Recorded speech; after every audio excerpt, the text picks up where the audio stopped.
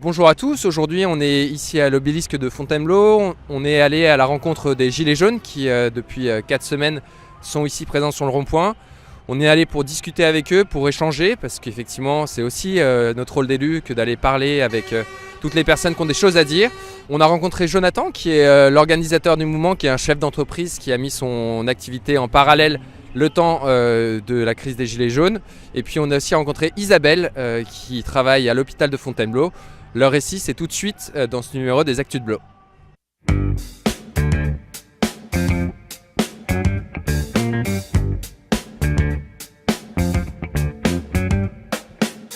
Bonjour Isabelle, on est ici sur le rond-point de l'obélisque. Est-ce que vous pouvez nous expliquer un peu votre parcours et puis aussi pourquoi vous êtes là ?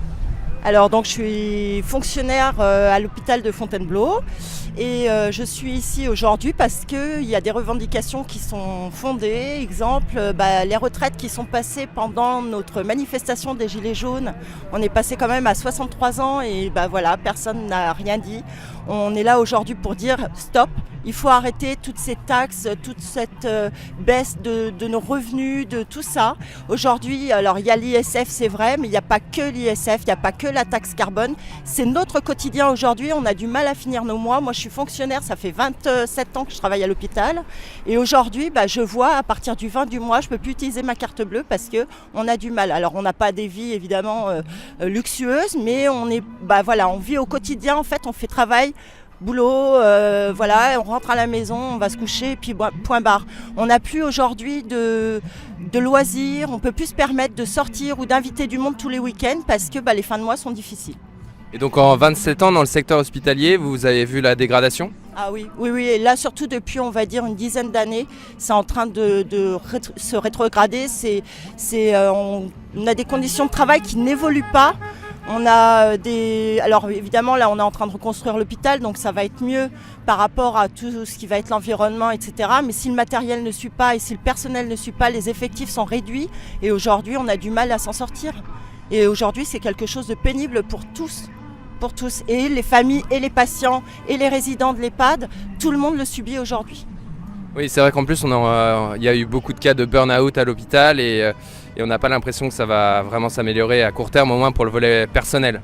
C'est ça, en fait, on a beaucoup de nos collègues qui sont en arrêt parce que oui, il y a des burn-out, parce que oui, il y a un ras-le-bol, parce que oui, des problèmes de dos. Alors évidemment, on dit les problèmes de dos pour les soignants, etc., c'est normal, elles portent, mais il y a aussi l'expression en avoir plein le dos.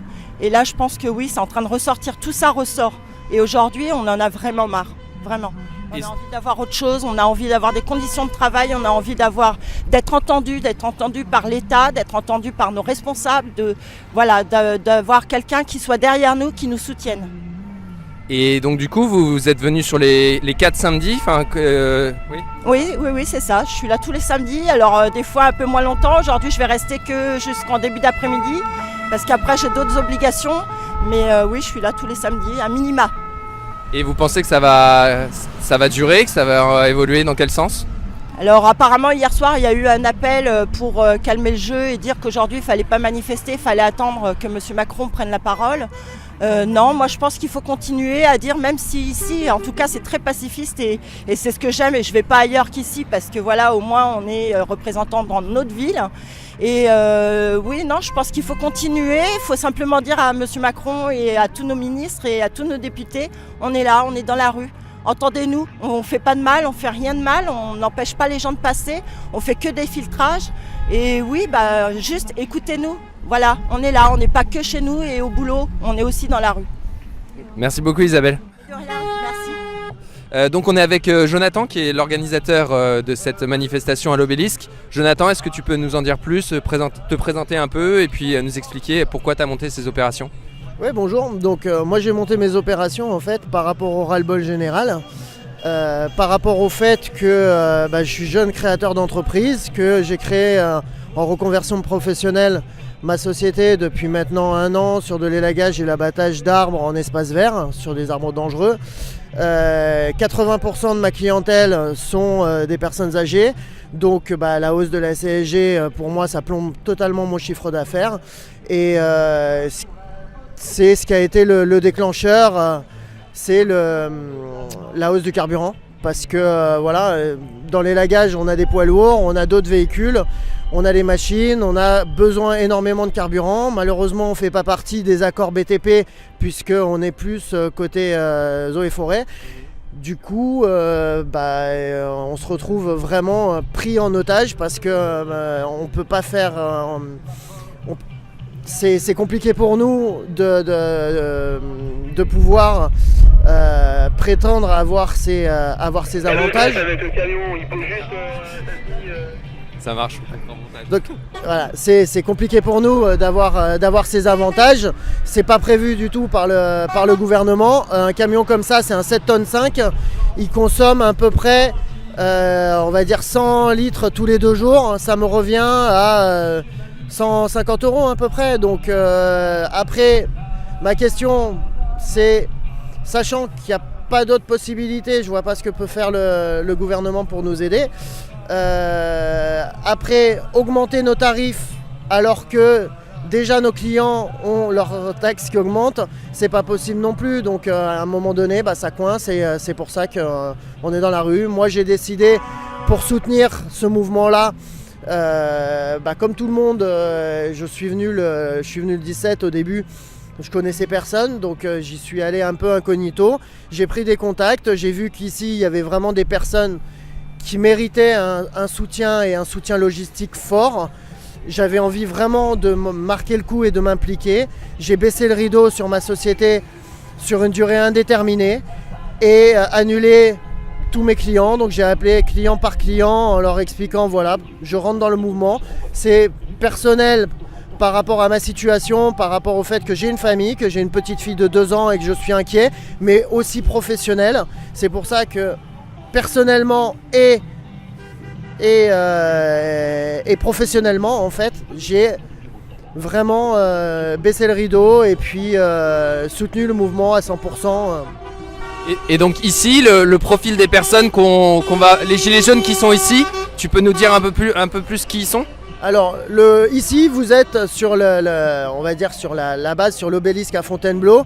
C'est le collectif des Gilets jaunes de Fontainebleau, donc on s'est monté déjà en collectif.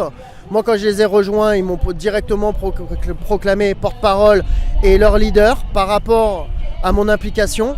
Donc on organise énormément d'actions qui se résument en 2 phases. C'est-à-dire que la semaine on est présent à partir de 7h30 le matin sur l'obélisque, soit on reste sur l'obélisque et on fait des opérations de filtrage en rétrécissant une voie, donc il n'y a pas de blocage pur. On rétrécit une voie et on propose aux automobilistes des cafés chauds, des viennoiseries, donc c'est vraiment très bon enfant, ça nous permet d'avoir une communication aussi vis-à-vis des personnes. Et quand vous dites débloquer la situation, concrètement, ça pourrait être quoi les mesures qui satisferaient tout ou partie des gilets jaunes? Alors c'est simple, au tout début, ce qu'a fait la goutte de gasoil qui a fait déborder les réservoirs, si je puis me permettre, c'est le prix et la hausse de la taxe sur le carburant. Ça a été enlevé. C'est bien, ils ont enlevé le déclencheur, mais le problème c'est que le vase il reste plein. Donc voilà, ce qu'il faudrait maintenant, c'est revoir énormément de choses. Déjà pour le carburant, il n'y a pas de hausse, c'est bien, mais par contre il est très haut encore, et 1 € de taxe sur le litre, je trouve que c'est un petit peu beaucoup. Donc ça, il faudrait déjà faire un effort, il faudrait faire un effort sur les bas salaires, il faudrait arrêter de taper les classes défavorisées et les classes moyennes à chaque fois qu'il y a quelque chose qui ne va pas. C'est pas parce qu'il y a un problème qu'on doit mettre une taxe. Donc voilà, il faudrait vraiment voir tout ça. Alors comment ? Est-ce qu'il faut une démission ? J'en sais rien. Est-ce qu'il faut vraiment mettre à plat tout le gouvernement et tout recommencer pour mettre qui ? C'est la grande question. Donc non, moi j'ai tendance à dire qu'il faut qu'ils le prennent comme un gros coup de pied au cul et qu'ils se mettent à bosser. Mais à bosser dans le sens des citoyens, en écoutant le peuple. Ça c'était avant. Le problème c'est que le dédain, le déni, les insultes font que nous ne voulons plus de ce gouvernement. Ok, écoute, merci beaucoup en tout cas et puis bon courage pour le reste de la journée. Vous êtes là jusqu'à quelle heure ? Alors, On est depuis le départ en corrélation et en entente complète avec le commissariat de Fontainebleau, qui nous font parfaitement confiance. Avant, on avait des équipages qui nous encadraient. Ils ont vu que voilà, on était des personnes responsables, qu'on avait une organisation et ils nous font confiance. Donc là, ils sont sur des missions police. Ils savent que le dispositif sera levé à la tombée de la nuit, parce qu'à Fontainebleau, l'obélisque n'est pas éclairé et qu'il y a énormément de risques pour notre sécurité. On le prend en compte, donc le dispositif sera levé à la tombée de la nuit. Ok, bon courage pour le reste de la journée. Merci Jonathan. Merci.